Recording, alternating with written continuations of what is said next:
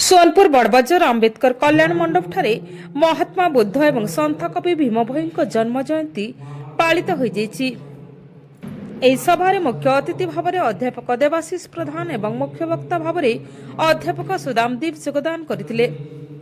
अन्यतम सम्मानित अतिथि भाव में सुदाम नायक, नारायण कुंभार, संगठक अनिल तांडी, संगठक सरोज प्रधान मंचासीन थिले। अवसरप्राप्त प्रधान शिक्षक अच्युत छत्र सभारे सभापतित्व करथिले।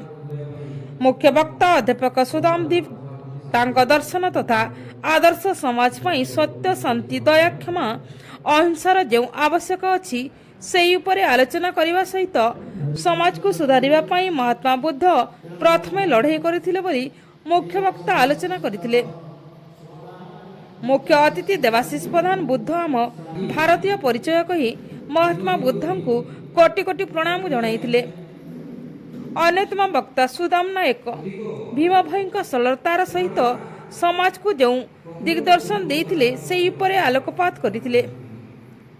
वर्तमान समाज रे अन्याय, अत्याचार, हिंसा, भ्रष्टाचार बढ़िबारे लागिछि एवं एहाको बुद्ध एवं भीम भोई विचारधारा ही समाधान करि परिबा बोली युवा समाजसेवी अनिल कुमार तांडी निजर वक्तव्य रखिथिले।